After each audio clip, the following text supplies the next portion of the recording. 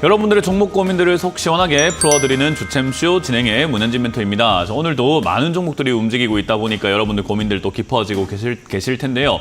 요즘 장세가 정말 상담이 필요한 시기가 아닌가 싶습니다. 그래서 저희가 지난주부터 해서 계속 2시간씩 여러분들의 종목 고민들을 해결해 드리고 있죠. 오늘도 저희가 2시까지 여러분들 종목 고민들을 계속 해결해 드릴 거니까요. 전화 상담과 유튜브 채팅 상담을 통해서 여러분들 종목 고민들을 해결해 가시면 될 것 같습니다. 먼저 전화는 02-377 이번에 0269번으로 여러분들 전화 주시면요. 종목 고민들을 해결해 가실 수 있는 기회를 잡으실 수 있을 것 같으니까요. 많이들 전화 주셔가지고 오늘 2시간 동안 1부에 이어서 2부까지 많은 분들 전화 주시면 좋을 것 같고요. 그리고 여러분들의 종목 고민들을 유튜브에 올리셔도 저희가 중간중간에 봐드리겠습니다. 유튜브 채팅창에다가 여러분들의 매수가, 종목명, 그리고 비중까지 올려주신다면 저희가 틈틈이 봐드리도록 할 테니까는 전화가 조금 이렇게 상황이 좋지 않다, 전화할 만한 상황이 아니다 하시는 분들은 채팅창에다가 올려주신다고 하더라도 저희가 봐드릴 테니까 올려주시면 되겠습니다.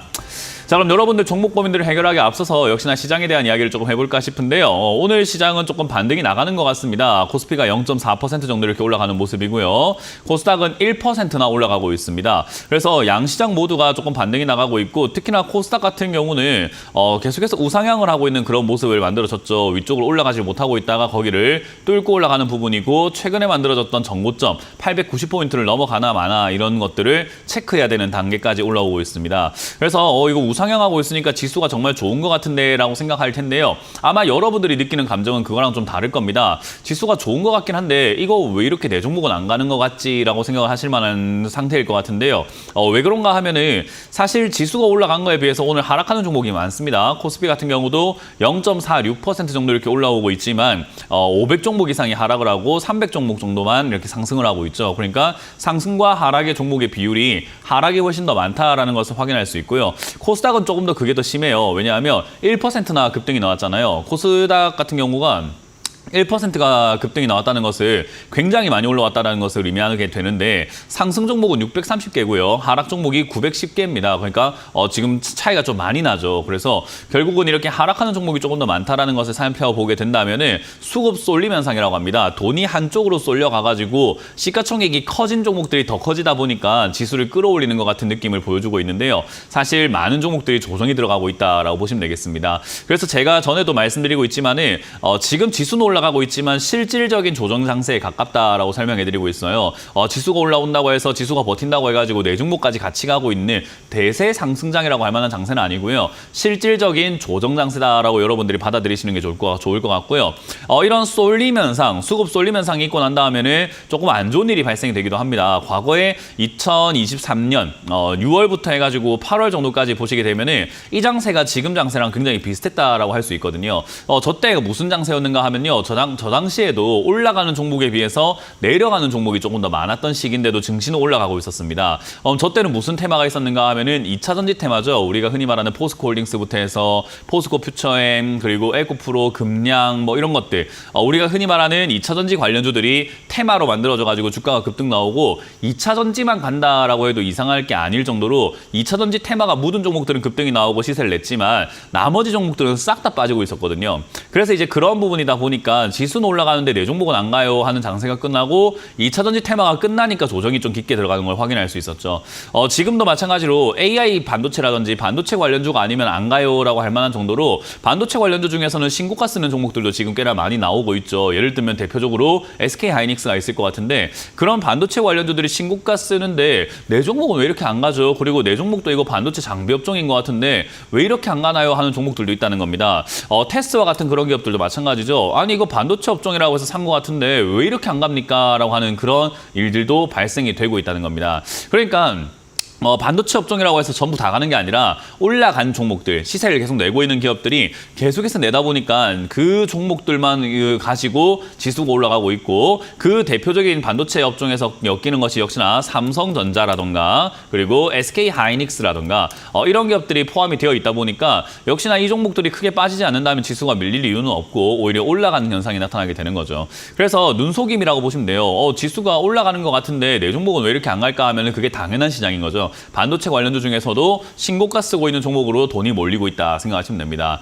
이 신고가 쓰는 종목들로 돈이 몰리거나 쏠림 현상은요, 사실 우리 주식시장에만 있는 것이 아니라 코인 시장에도 반드시 일어나게 되는 거죠. 지금 비트코인이 1억을 넘어가고 있습니다. 그러다 보니까 지금이라도 코인을 사야 하나라고 하는 사람들이 생기게 되고요. 야, 6천만 원일 때 내가 사놨으면 지금 1억이 됐다는 말은 4천만 원 번 거 아니야? 라고 생각하시는 분들도 있다는 거죠. 6천만 원 살 정도의 배짱도 없으면서 샀으면 뭐 1억이 될 때면 4천만 원 벌었다는 생각하시는 분들도 분명히 있다는 겁니다. 그러니까 사실 이게 우리가 포모 증후군이라고 해서 나만 없는 것 같아. 지금 저거 나만 없기 때문에 내가 저걸 사야 되지 않을까라고 하는 그런 불안함들이 생기고 있는데요. 그 왜 그런가 하면은 지금 부동산 시장이 침체가 되고 주식 시장도 거의 최근 뭐 3년간 보면은 침체기가 들어갔다 보니까 재미가 없는 거예요. 주식도 재미가 없고 부동산도 별로 재미가 없는데, 야, 코인 급등주 보니까는 저거 사면 재밌을 것 같고 주식도 막 급등주, 묻지마 급등 많이 나오고 있다 보니까 저거 사면 재밌을 것 같다 생각이 드는 거죠. 그러다 보니까 내 종목, 꼴배기 싫은 종목을 정리해버리고 팔아버리고 그쪽으로 옮겨버리는 그런 매수세들이 등장하고 있다는 겁니다. 그래서 떨어지는 종목, 손절하는 종목들은 굉장히 많은데 올라가는 종목은 한정적이다 보니까 돈이 그쪽으로 다 쏠리다 보니까 그런 현상이 나타나게 되는 거고요. 이 현상이 오래 진행이 되면 진행될수록 결국은 고점에 물리는 사람들이 또 많아지게 됩니다. 왜냐하면 영원한 상승이라는 것은 없다는 걸 여러분들도 주식을 아마 오래 해보신 분들도 아실 거고, 오래 하지 않았다 하더라도 뭐 1, 2년 동안 주식을 해오신 분들도 다들 알지 않겠습니까? 아, 상승이 영원하지 않구나. 그래서 내가 영원할 줄 알고 좋다고 해서 샀더니 물려가지고 고생하고 있다 하시는 분들 여기 굉장히 많잖아요. 그러니까 지금 이 시기도요, 결국 오래 가지 않습니다. 가다 보면 결국 꺾일 수밖에 없다라는 건데요.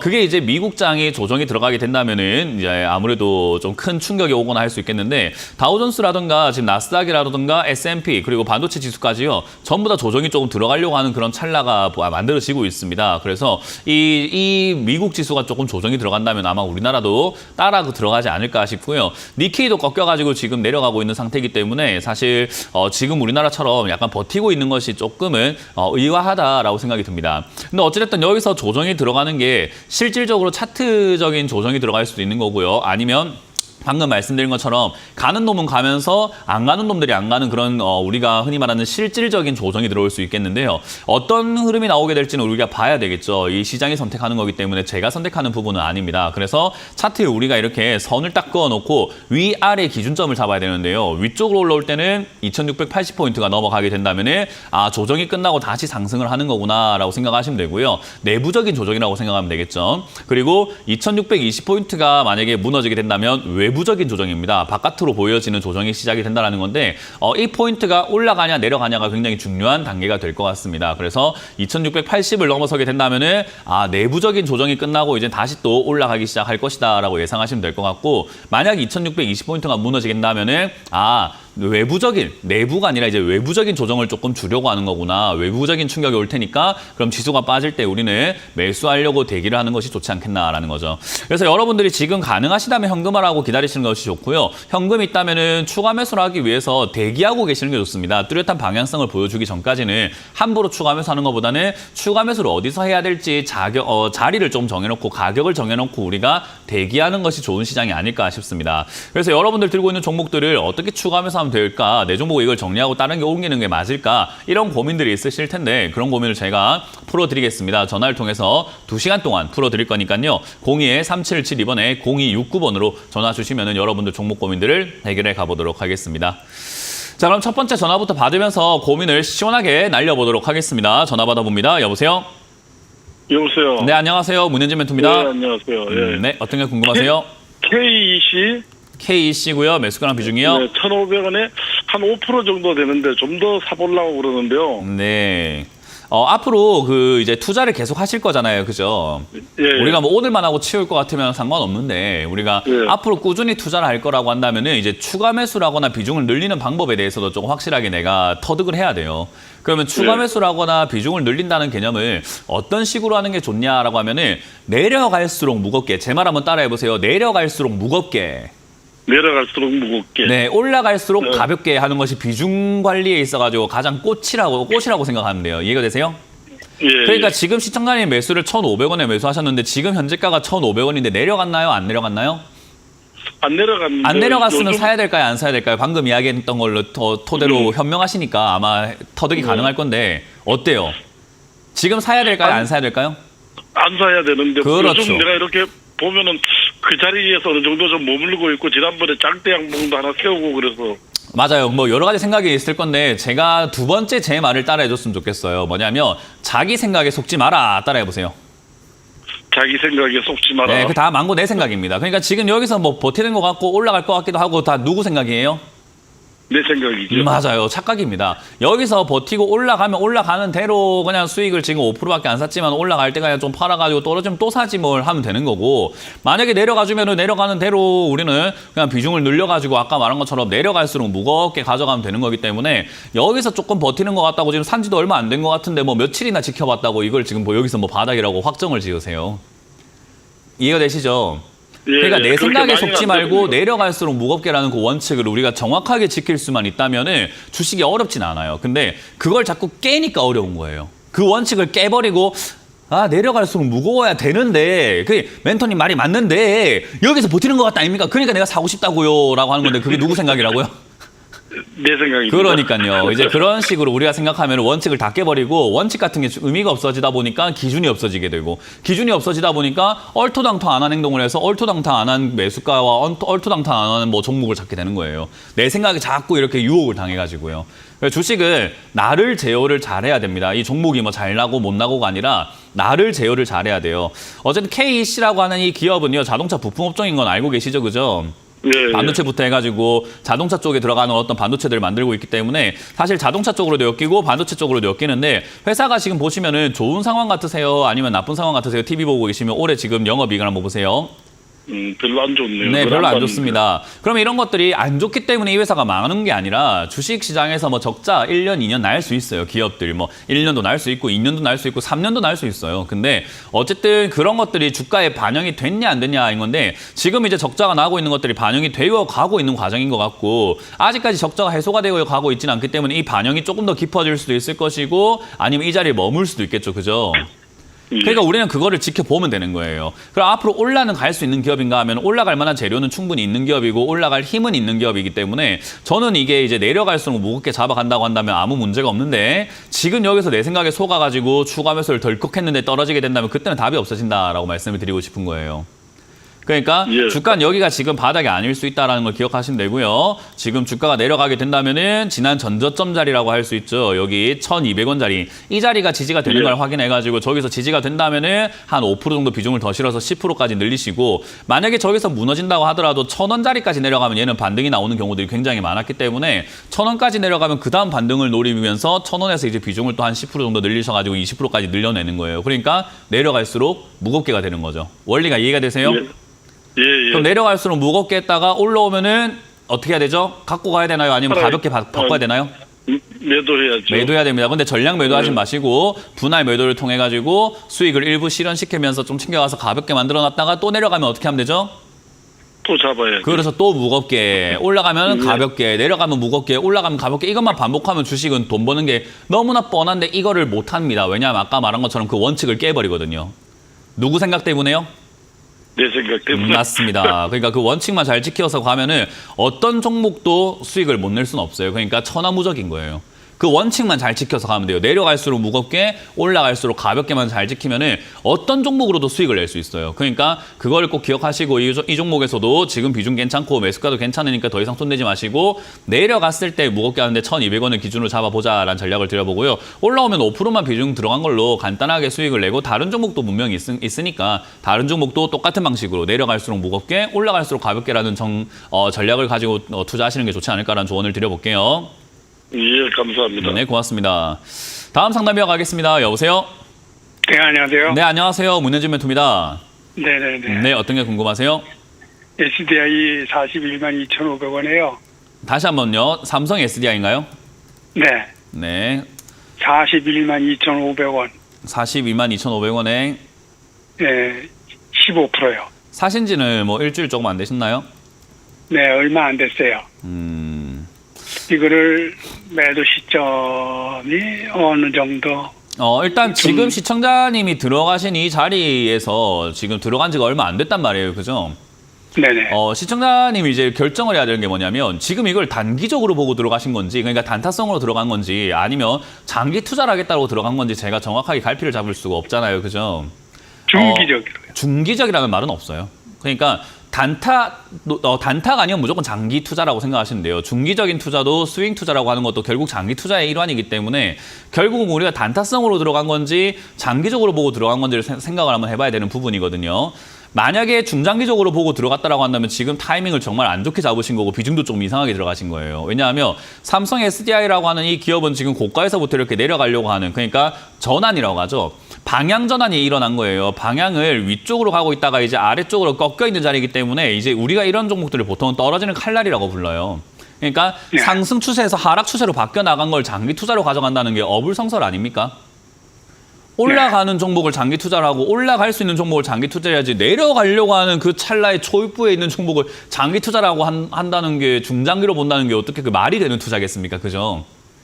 그러니까 SDI를 중장기 투자로 잡고 가져갔겠다라고 하면은 아니 물론 기업이야 좋은데 추세가 한번 바뀌어 나가게 되면은 그 추세 따라 가지고 오랫동안 하락을 하는 경우들이 많아요. 좋은 기업들도 그래요. 아무리 실적이 잘 나와도 빠지는 기업들이 많아요. 그렇기 때문에 지금 하락 추세로 전환되고 있는 이 찰나기 때문에 중장기 투자로 들어갔다라고 하면 저는 그건 투자 관점을 너무 잘못 잡으신 것 같은데요라는 거고요. 단기 투자로 들어갔다라고 하더라도 사실 지금 이 시청자님이 매수하셨던 이 자리에 단기적으로 들어가는 매매 기법은 없습니다.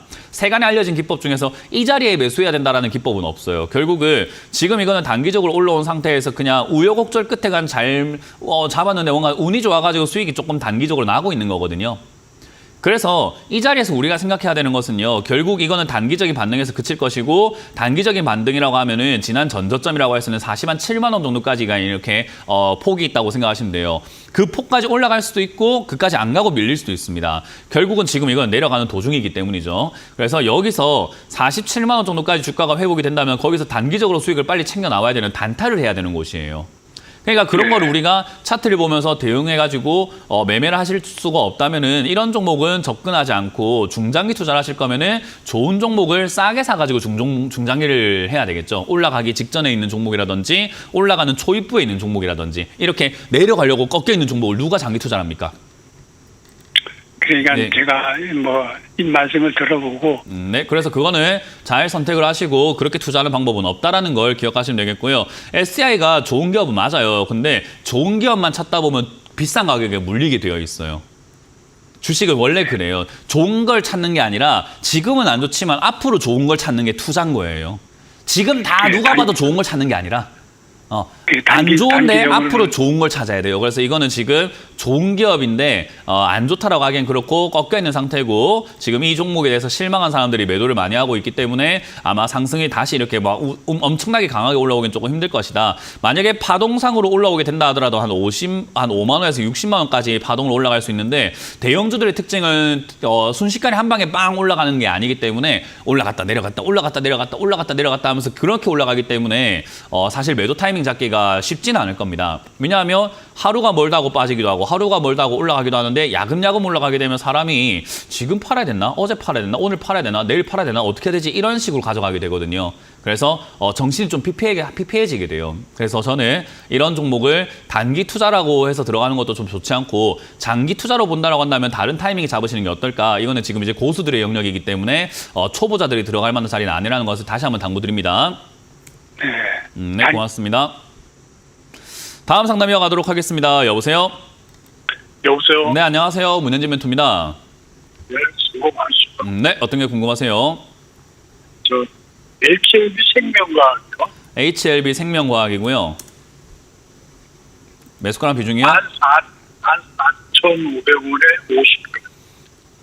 50%. 전화가 잘 안 들려서 그런데 만 얼마요?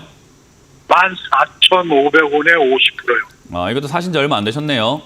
네, 예. 이거를 지금 내놔야 되나 어떻게 조금 더 가지고 가야 되나 싶어가지고. 이거는 그냥 진짜 결론적으로 말씀드리면 마음대로 하시면 돼요. 왜냐하면 이런 자리가 이제 우리가 전문가들에게 전화해갖고 막 때려 맞춰주세요. 이거 지금 올라갈 것 같습니까? 내려갈 것 같습니까? 하면서 약간 점쟁이를 만드는 그런 상담이거든요. 사실 이런 자리는요, 올라가면 올라가는 걸 보면서 대응을 해야 되고요. 안 올라가면 안 올라가는 걸 보면서 대응을 해야 되기 때문에 제가 옆에서 계속해서 24시간 봐드릴 수 있으면 참 좋은데 지금 상담 한 번만으로 뭐 정답을 찾고 뭔가 전략을 짜기는 되게 힘들어요. 올라가면 올라가는 걸 보고 대응을 해야 되고 내려가면 내려가는 모습을 보고 대응을 해야 되거든요. 그러니까 내려가는 모습인데 올라갈 수 있는 모습이라면 손절을 안 해야 될 거고 올라가고 있는 모습이지만 이거 더 이상 안 갈 것 같은 느낌이라면 팔아야 될 거고 더 갈 것 같은 모습이네라고 하면 가져가야 되는데 지금 어떠한 모습도 아직까지 만들어지지 않았잖아요. 그죠? 그러니까 이걸 가지고 우리가 뭐 더 가네 안 가네 하고 있는 게 그냥 점쟁이들이나 하는 거예요. 그럼 HLB 생명과학이라고 하는 이 기업은 어떤 기업인가? 일단 결론적으로 본다면 돈은 못 버는 기업이고요. 그냥 우리가 신약 개발에 대한 어떤 기대감들 그런 걸로만 올라가고 있는 기업이라고 생각하시면 됩니다. 그러면은 HLB 생명과학도 결국은 칼렐리 주마비입니까? 뭐 하여튼 이런 거 뭐 상업화해가지고 뭐 신약을 만드나 마네 이렇게 해가지고 신약으로 이렇게 올라오고 있는데 저걸로 인해 가지고 만약에 새로운 어떤 이제 매출처라던가 영업이익 이 만들어질 수 있는 구조가 만들어진다면 추가 상승이 나올 수 있을 거예요. 거기다가 이런 종목들은 이 기업의 가치, 실질적인 가치가 뭔가 상승을 했다라기보다는 새로운 어떤 이슈가 있어야지 올라온단 말이죠. 근데 우리가 HLB 관계자라고 한다면은 아직까지 확정되지 않은 이슈를 뉴스에다가 누가 내겠습니까? 비밀리에 뭔가 진행을 하고 있을 거 아닙니까? 그러니까 우리가 일반적으로 HLB라고 하는 이 회사가 하고 있는 사업에 대해서 성과를요, 지금 알 수 있는 사람은 거의 없다고 보시면 돼요. 내부자들만 좀 알 수 있겠죠.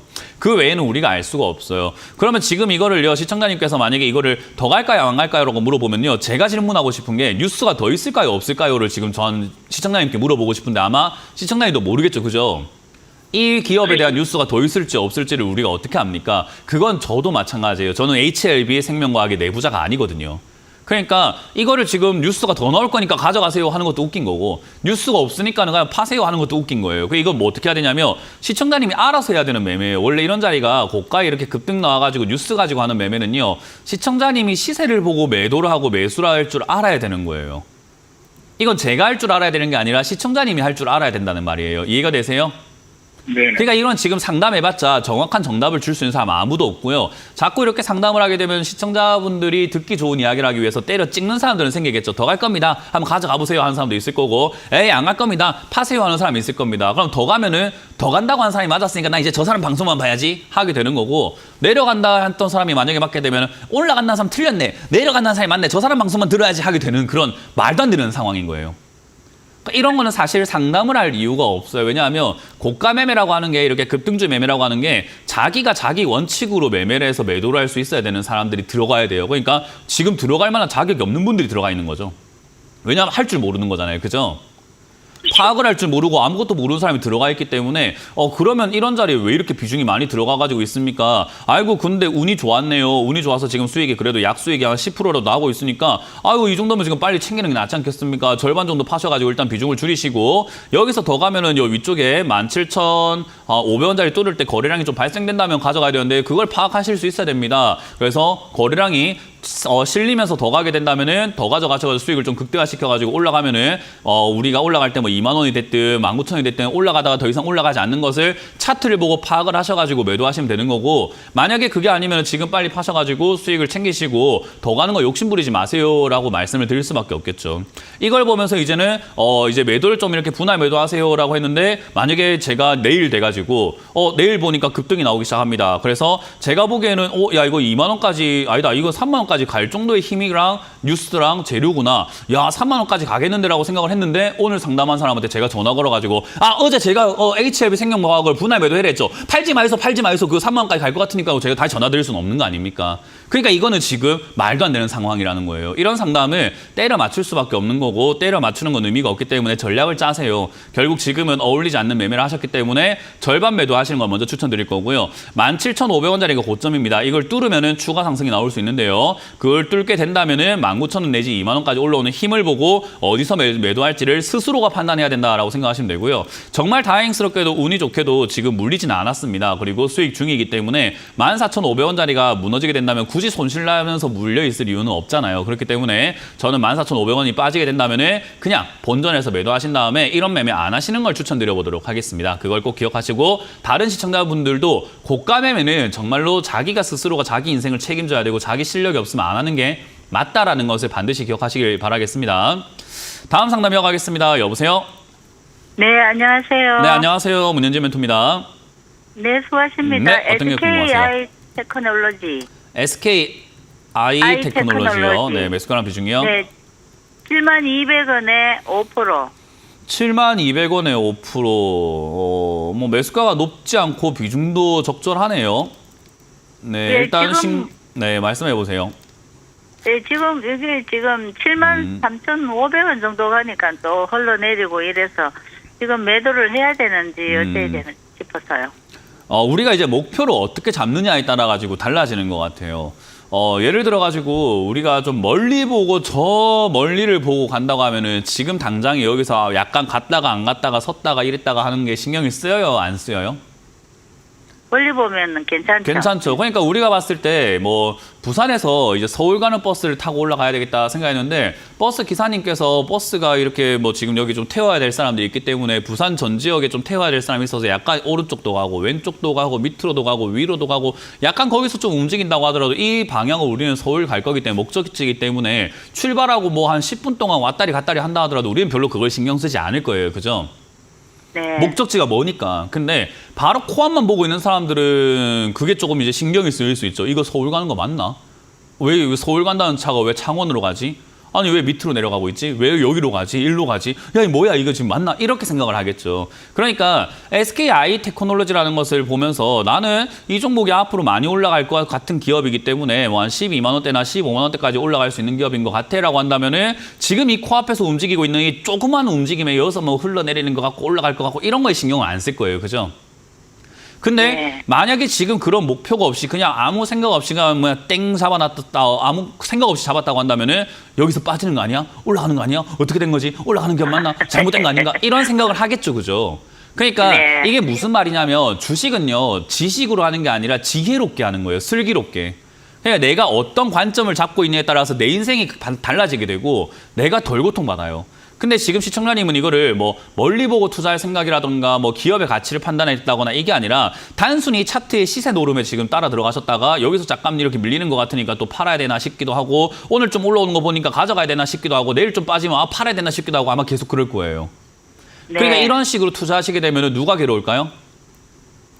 제가 괴롭죠. 맞아요. 잠도 안 오고 매일같이 주식을 확인해야 될 것 같고 그런단 말이에요.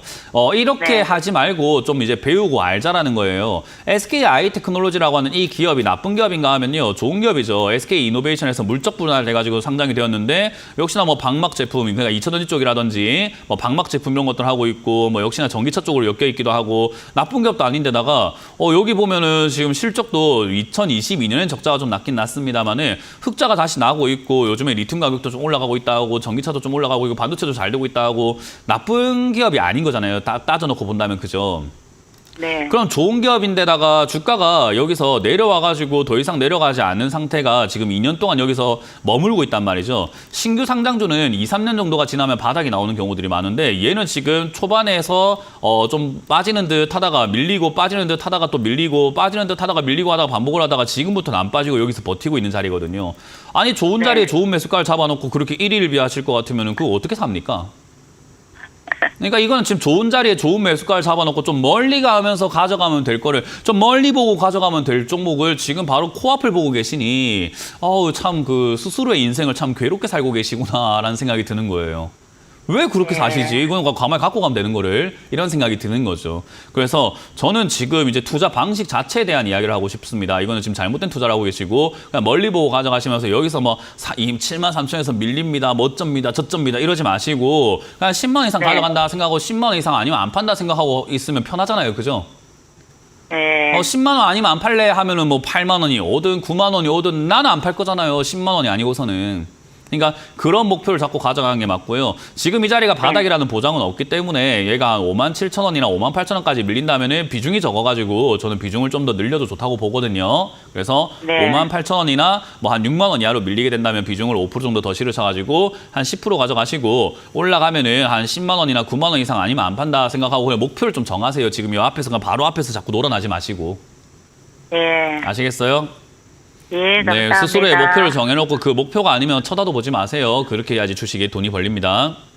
네, 수고하세요. 네, 고맙습니다. 자, 상담 이렇게 이어가고 있는데요. 이번 주 강연회가 준비가 되어 있습니다. 이번 주 강연회 어디서 열리는지 체크 한번 해보고 다시 돌아오도록 하겠습니다.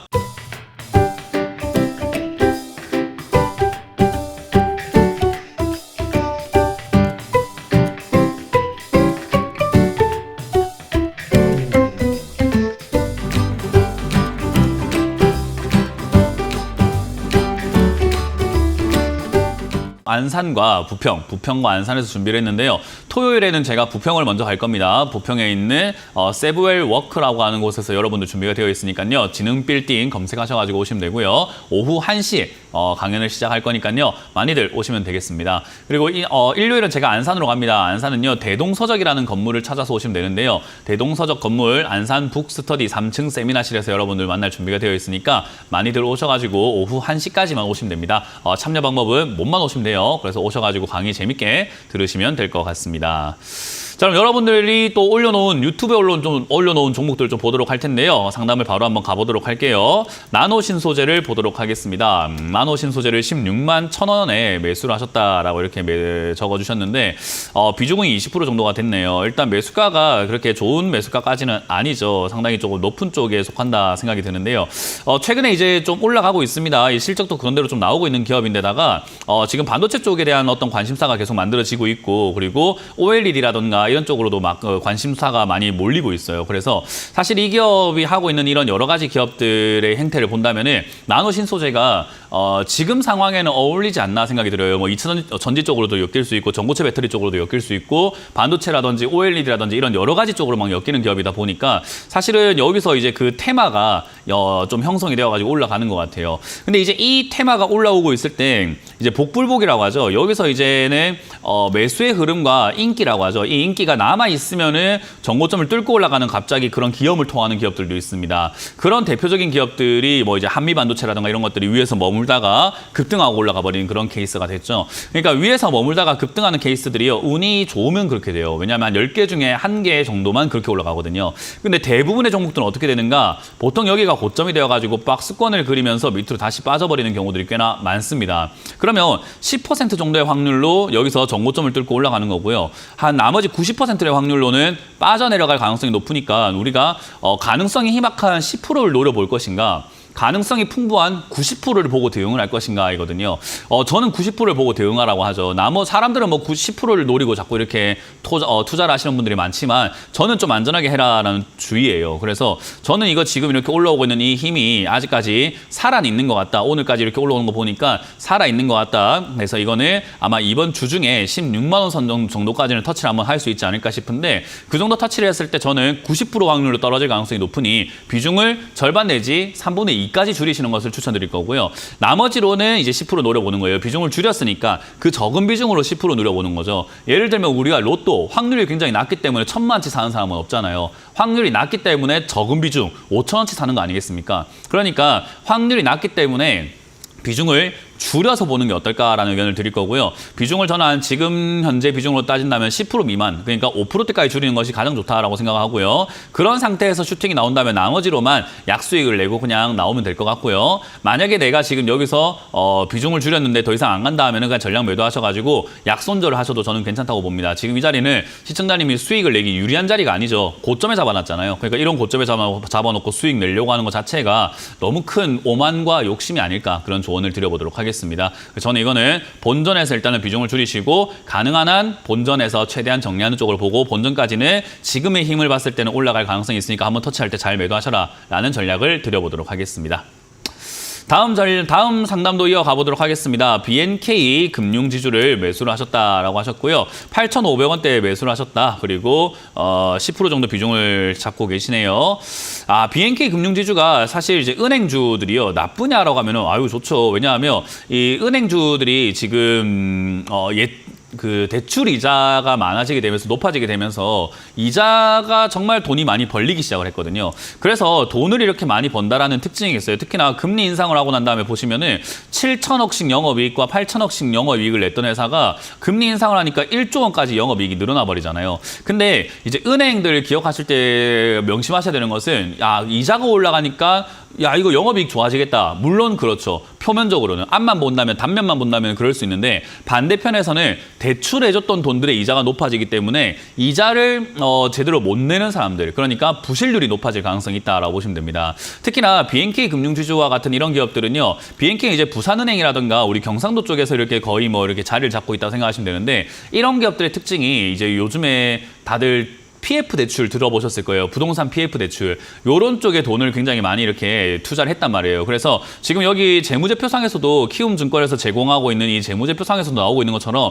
부동산 PF 및 여신 부실 우려가 커서 선제적으로 충당금을 적립했다라고 하죠. 충당금이라는 것은 내가 번 돈이 있는데 이걸 가지고 투자를 하고 확충을 하고 이게 아니라 내가 번 돈 가지고 야 근데 좀 있으면 나 빌려준 돈도 날릴 것 같으니까 이걸 날리는 거에 좀 이렇게 메꾼다 생각하고 남겨놔야 되겠다 생각해서 쓸 수 없는 돈이 되는 거죠. 그러니까 다시 생각하면은 돈을 벌긴 벌었는데 이 번 돈을 쓰는 것이 아니라 쟁여놨다라는 겁니다. 왜요? 손실 날 걸 미리 예상을 해가지고요. 그게 이제 충당을 해놓은 건데 충당금 자체가 작년만 하더라도 충당금을 많은 은행들이 충당금을 저축을 해놓고 비축을 해놨는데 그게 다 날아가 버렸죠. 왜냐하면 진짜로 부실 그 채권들을 전부 다 상각 처리라고 합니다. 이거 돈 날렸다 생각하고 이 돈으로 충당을 하자라는 건데 어쨌든 그렇게 충당을 계속 해놓고 있는데 그 충당을 할 수 없는 정도의 수준까지 간다면 문제가 생기겠죠. 그럼 PF 대출부터 해가지고 지금 부동산 문제들이 전부 다 끝이 났느냐 하면은 아직도 진행 중이죠. 왜냐하면 고금리가 계속해서 유지가 되고 가고 있고 아직까지 미분양 속출하고 있고 건설 중단된 그런 건설 현장들도 얼마나 많습니까? 그러다 보니까 지금 지방은행에 대한 어떤 불안함이라던가 부담, 부실 이런 것들에 대한 우려감들이 점점 커지고 있어요. 그래서 이제는 적자 예상까지 하고 있죠. 충당금 이런 것들 때문에도요. 어쨌든 이런 것들 생각한다면 BNK 금융지주가 지금 상황에서 좋은 기업인가 하면요. 좋지는 않은데 사람들은 제가 말한 것처럼 이렇게 깊게 생각하지는 않아요. 뭐 부동산이 뭐 어쩌고 뭐 부실이 어쩌고 이런 건 모르겠고 야 이자가 올라가서 고금리니까 은행 관련주들 돈 많이 벌지 않을까까지만 생각을 하는 거예요. 그러다 보니까 매수세가 몰려 들어오게 되고요. 그렇게 생각하는 사람들이 많다 보니까 예 고객님 그렇게 생각하시면 됩니다. 라고 증권사에서 계속 추천을 하게 됩니다. 왜냐하면 증권사는 여러분들의 수익이 나고 안 나고는 별로 관심이 없어요. 그냥 뭘 사서 팔아가지고 수수료 얼마나 내가 남겨 먹을 수 있을까만 생각하기 때문에 전혀 여러분들 수익에 관심이 없습니다. 그래서 이 종목을 추천을 많이 하고 있는 것 같아요. 저는 지금 금융 쪽은요 리스크가 크다라고 생각하기 때문에 지금 이 분위기 물 들어오는 이 분위기 있죠. 사람들 어리석은 사람들로 인해서 가지고 금융주로 돈이 들어올 때 금융주의 어떤 상승이 만들어질 것 같은데 그 상승은 헛상승, 허상이다. 그러니까 실체는 지금 망가지고 있는데 오히려 주가만 올라간 거기 때문에 거품이 될 수 있다. 그래서 이 거품을 이용해서 잘 나가자는 전략을 드릴 겁니다. 금융주 들고 계시는 분들 전부 다 참고하시길 바라겠고요. 이것도 역시나 지금 분위기상으로는 본전까지 충분히 갈 수 있겠다 생각이 드니까요. 본전에서 정리하시는 것을 추천드려보도록 하고 금융주는요. 지금 이제 금리 인상기와 인하기 때는 별로 안 들고 있는 게 좋아요. 인상기와 인하기 때 가장 변동성이 심하고 가장 충격을 받는 재무적인 충격부터 해서 경영 환경에 충격을 받는 업종이 금융주입니다. 그래서 저는 괜히 그런 시세 노름에 놀아나지 말자. 저는 매도 의견을 깔끔하게 드려보도록 할게요. 자, 다음 상담도 이어가 보도록 하겠습니다. 다음 상담은 제로투세븐입니다. 제로투세븐을 지금 7,400원에 매수하셨다라고 하셨고요. 비중은 25%인데요. 비중이 조금 많으신 편이네요. 그렇게 싼 가격이라고 할 수는 없는데 그러니까 비싼 가격은 아닌데 아래쪽에서 본다면 그렇게까지 싼 가격은 아니거든요. 근데 이제 비중이 25%라서 조금 피곤하다 생각이 들고요. 역시나 주가가 내려갔을 때 사면 좋은 걸 올라갔을 때 샀기 때문에 이런 현상이 나타났다라고 보시면 될 것 같습니다. 자, 어쨌든 제로투세븐 저는 들고 가는 거 별로 나쁘다 생각하지는 않습니다. 지금 실적도 그렇게까지 나쁘진 않은 기업인데다가 제로투세븐이 갖고 있는 어떤 특징이라고 한다면은 역시나 유아용품들 이런 것들 팔고 있는 기업이다 보니까 결국은 저출산 관련주로 엮이게 되겠죠. 우리나라 저출산 심각하다는 뉴스가 뭐 1월, 2월, 3월에서 지금 매달 나오고 있는 것 같습니다. 아마 5월, 6월, 7월, 8월, 9월, 12월까지 올해는 계속 저출산 이야기가 나오지 않을까 싶은 게 상당히 심각해요. 여러분들도 다들 체감하고 계시겠지만 지금 이제 한 학년에 1학년, 초등학교 1학년의 평균 학생 수가 40명이라고 하죠. 저는 한 반에 40명이었던 것 같거든요. 근데 한 반에 40명인데 그게 7반, 8반 이랬던 것 같은데 지금은 그냥 한 학년이 40명이라고 합니다. 그 정도로 지금은 저출산이 심각하다는 것을 여러분들도 많이 느끼시고 계실 겁니다. 체감하고 계실 거고요.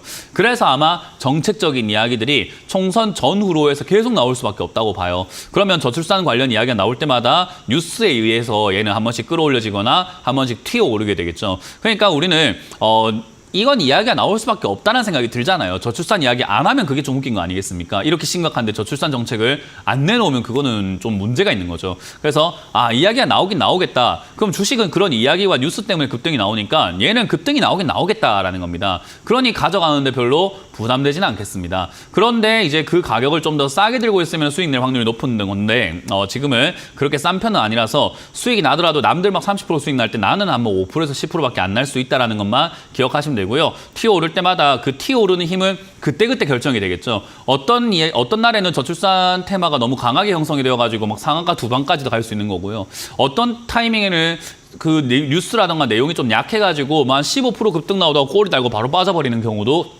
생길 수 있겠죠. 그러니까 그거는 여기서 지금 어디까지 올라갑니다라는 게 아니라 그 뉴스의 힘과 그때의 분위기에 따라 가지고 상승의 폭 여부가 결정이 되기 때문에 이건 어디까지 올라간다라는 걸 보고 대응하는 게 아니라 그냥 올라가면 판다라고 생각하고 파는 게 좋아요. 그럼 이제 우리가 조금 미리 파악할 수 있는 건 뭡니까? 과거에도 저출산 관련 이야기도 급등이 나온 기업이긴 한데 그렇게 나올 때마다 평균적으로 거의 뭐 한 2배 정도는 올라가던 기업이더라. 그러니까 6,000원이면 한 12,000원까지는 올라갈 수 있겠구나라고 보는 게 좋겠죠. 그럼 12,000원까지 올라간다고 예상을 해놨는데 꼭 12,000원에 팔아야 되는 거 아니죠. 올라오는 족족 팔아내는 것이 가장 좋다는 겁니다. 왜? 저기까지 안 갈 수도 있으니까요. 그래서 지금은 올라오는 힘에 따라 가지고 팔면 된다. 그냥 홀딩해서 가져가라라는 전략을 드려보도록 하겠습니다. 자, 다음 상담은 전화를 받아보도록 합니다. 전화 받습니다. 여보세요? 예, 수고하십니다. 네, 안녕하세요. 문현진 멘토입니다. LB 세미콘 LB 세미콘이고요. 7,500원에 30%. 500원. 7,500원에 30%요? 예. 비중이 조금은 부담되실 것 같긴 한데 뭐 그거는 뭐 시청자님이 스스로 감당해야 되는 비중이기 때문에 제가 거기다가 코멘트를 더 드리진 않을게요. 왜냐하면 뭐 스스로가 감당이 안 되면 조금 줄이시면 되고요. 감당이 된다 싶으면은 그냥 이 비중으로 가져가시면 돼요. 그 감당이라고 하는 것은요. 이 LB 세미콘이라고 하는 이 기업을요. 만약에 여기가 바닥이 아니라고 가정을 하고 생각을 한번 해보자는 거예요. 바닥이 아닐 수 있다라고 가정했을 때 두 가지 전략이 나올 겁니다. 첫 번째는 6,000원대나 6,300원대가 밀리면은 손절하는 전략이 첫 번째가 나올 거예요. 바닥이 아니라고 가정했을 때요. 그러면 6,300원 밀릴 때 손절을 해야 될 것이고 만약에 두 번째 전략이 있다고 한다면은 저기 한 4,800원 정도 자리가 저점이 될 수 있기 때문에 저기서 추가 매수한다고 생각을 해야 돼요. 그러면 손절한다라고 가정을 했을 때는 한 10%대 손절을 해야 되는데 시와 한 5%대 손절을 해야 되겠네요. 이 15%의 손실 금액이 감당 가능하시면 30% 비중도 괜찮습니다. 만약에 1,000만 원 투자했는데 그게 30% 비중이고 1,000만 원 투자를 했는데 내가 15% 손절할 때 150만 원 날려도 괜찮다라고 생각하신다면은 그건 괜찮은 비중이에요. 그러니까 손실금액 기준으로 생각 한번 해보라는 거예요. 지금 시청자님은 만약에 손절하시게 된다면은 15% 손절을 해야 됩니다. 그래서 지금 투자 금액이 제가 얼마인지 모르니까 스스로가 잘 판단하셔가지고 와 이거 좀 아프겠는데 싶으면 비중을 줄이셔야 되고요. 그 정도는 뭐 투자하다가 날릴 수 있지라는 생각이 드는 그런 대범함이 있다면은 이 비중 괜찮습니다. 그래서 이거는 비중은 시청자님이 스스로 오늘 결정을 내리시면 될 것 같고요. 추가 매수를 한다라고 했을 때도 마찬가지예요. 내가 손실이 싫어가지고 추가 매수 한다면은 추가 매수는 한 30% 정도 빠졌을 때 추가 매수를 해야 되거든요. 근데 30% 빠진 건 중요하지 않아요. 그런 거 내려갔을 때 내가 팔 건 아니기 때문에 손실 난 건 아니라 상관없는데 밑으로 내려갔을 때 이 추가 매수를 할 만큼의 여유가 있냐는 거죠. 현금이 있냐 없냐예요. 추가 매수 할 거면 당연히 현금이 필요한 거 아니겠습니까? 그럼 추가 매수는 어느 정도 하는 게 좋습니까? 하면은 지금 30% 비중 사셨기 때문에 30% 비중을 더 늘려야 됩니다. 그러니까 60%가 늘어나야 돼요. 총. 그러니까 총 60%까지 내가 투자할 의향이 있느냐를 스스로에게 질문을 해보셔야 돼요. 제가 결정할 문제가 아니죠. 그죠? 시청자님이 스스로 결정을 내려야 되는 문제이기 때문에 제가 조언을 드리는 겁니다. 현명한 선택을 하실 수 있도록 조언을 드릴 겁니다. 그건 시청자님이 결정하시면 돼요. 아시겠죠? 그래서 아래쪽으로 빠지면 15% 손절을 내가 감당할 수 있느냐. 두 번째, 추가 매수할 자금이 있느냐. 이걸 잘 생각해서 투자하시면 되고요. 여기서 올라오게 되면 아무 문제 없습니다. 여기서 그냥 다 올라오게 되면 아무 문제가 없는 비중이에요. 왜냐하면 올라간다라는 걸 전제로 한다면 다다익선이죠. 30% 비중이 뭐예요? 100% 사야지. 올라갈 거란 것만 생각하면은. 그러니까 제가 늘 이야기하는 게 비중을 우리가 선택을 할 때 올라가는 것만 생각해서 사게 되면은 욕심이 많아지기 때문에 비중이 많이 들어갈 수밖에 없는 거고 내려갈 걸 생각하게 되면은 내가 감당할 수 있는 그릇이라는 거 있는데 그 그릇만큼 사게 된다라고 이야기를 하거든요. 그 그릇을 키워 나가야 되는데 그릇은 쪼매나면서 뭔가 욕심만 많아가지고 비중을 많이 늘린 사람들이 많아요. 그래서 그런 부분들이 있을 때 조심하시는 것이 좋다라고 설명해드리고 싶네요. 일단 LB LB세미콘은요, 지금 분위기로만 따진다면 내려갈 가능성보다는 올라갈 가능성이 좀 더 높은 기업이죠. 왜냐하면 실적이 그렇게까지 좋은 건 아니에요. 이 보시면은 회사가 적자가 나고 있고 실적도 많이 줄어들어 있기 때문에 반도체 후공정 장비를 하거나 반도체 이렇게 장비를 하는 기업들이요, 지금은 조금 매출이 줄어들 수밖에 없어요. 왜냐하면 반도체 감산을 했죠. 반도체 생산을 안 하죠. 그런 분위기들 때문에 사실상 매출이 더 증가하기는 좀 힘들 것 같고, 아마 이 기업도 지금 이 매출 기대감으로 올라오지는 않을 것 같고요. 뭐 엔비디아부터 해서 요즘에 반도체 관련주들이 좀 튀어오르다 보니까 아마 일시적으로 한번 올라가는 흐름이 나올 것 같아요. 분위기 잘 탄다면요. 그러면 아마 9,000원에서 10,000원까지 올라갈 수 있기 때문에 그때 매도하시길 바라겠고, 비중에 대한 문제는 스스로가 아까 말씀드린 것처럼 설정을 해서 지금 본전 근처니까 잘 선택을 하셔가지고 비중을 줄이시든지 그대로 가져가시든지 하시길 바라겠습니다. 자, 다음 상담도 이어가 보도록 하겠습니다. 전화 받습니다. 여보세요? 여보세요? 네, 안녕하세요. 문현지 멘토입니다. 네, 안녕하세요. 네, 안녕하세요. 어떤 게 궁금하세요? 두산 테스나 두산 10%. 테스나 네. 비중이요? 비중은 10%고요. 네. 43,000원에 지금 그 평단가가 43,000원이에요. 그럼 추가 매수를 해서 이렇게 낮추신 거네요. 예. 그래요. 뭐 일단 그렇게 했는데 어쨌든 수익이 나고 있어요, 지금. 그죠? 네네. 뭐 이것도 마찬가지로 반도체 제조 관련 이런 뭐 제품들을 만들고 테스트 그런 장비들을 만든다 보시면 되는데, 어쨌든 이것도 지금 분위기 타가지고 약간 약반등이라고 할 수 있는데 반등이 나오고 있어요. 이 반등이 네네. 나올 때 우리는 착각을 합니다. 미친 듯이 끝까지 올라갈 거라고 착각을 해요. 지금 이 테스나라고 하는 이 기업도 지금 주가가 엄청나게 많이 올라온 상태인 거잖아요. 그죠? 예. 이미 엄청나게 올라온 상태이기 때문에 여기서 뚫고 올라가기라는 게 쉬운 일은 아니에요. 그러니까 확률상으로 낮아요.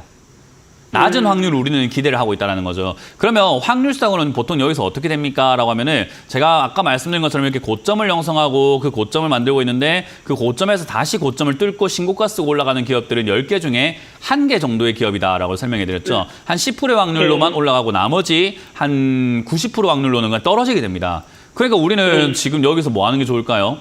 10% 확률을 걸고 그냥 그대로 가만히 가져가 보실래요? 아니면은 90% 확률로 떨어질 수 있으니까 수익을 조금이라도 챙겨내면서 안전한 매매를 한번 해볼까요? 안전한 매매를 해야 그러니까요. 그러니까 지금 이렇게 반등이 네. 나와서 수익이 좀 나고 있을 때 뭐 하시는 게 좋냐 하면은 비중을 좀 줄이시면서 분할 매도를 하시는 게 좋은 거예요. 그렇게 매도를 하다가 이 자리가 이제 우리가 41,000원짜리가 최근에 만들어지면서 저점이 형성이 되고 반등이 나갔는데, 이 자리가 무너지면은 다시 또 25,000원대라든지 저 밑으로 밀릴 수 있거든요. 그러니까 이 41,000원이 무너지게 되면 손절해야 되는 자리가 되기 때문에 손절할 바에야 저 같으면 수익을 기회를 줄 때 좀 잡아보겠습니다. 그러니까 주식을요 그렇게 어렵게 생각하지 마세요. 이 기업이 전망이 어떻습니까? 뭐 어떻게 이렇게 자꾸 맞추려고 하지만 그런 거 맞출 수 있는 사람 아무도 없으니까. 결국은 지금 수익이 나고 있는 걸 챙길 수 있냐 못 챙기냐는 누가 선택할 문제예요?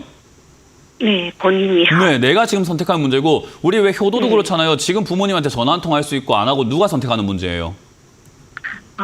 별거 아닌 거예요, 그게. 그러니까 슬기롭게 하자라는 게 자꾸 내 욕심에 환장을 해가지고 내 욕심에 눈이 벌어가지고 이게 더 갈 것 같은데 더 갈 것 같은데 더 갈 것 같은데 하다 보니까 내 생각에 속아버리는 거예요.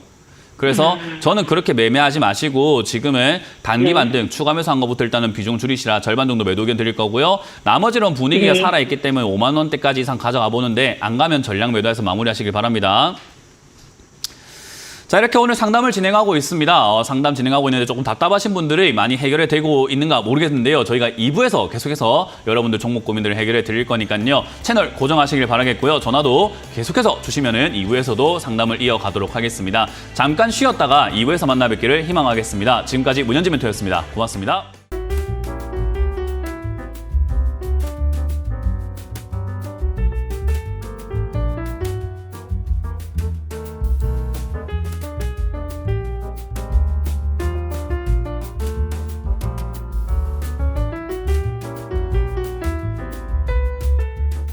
이런 문자나 전화 받으신 적 있나요? 이런 카카오톡 채널을 보신 적이 있나요? 텔레그램에서 개인적으로 연락을 받으신 적이 있나요?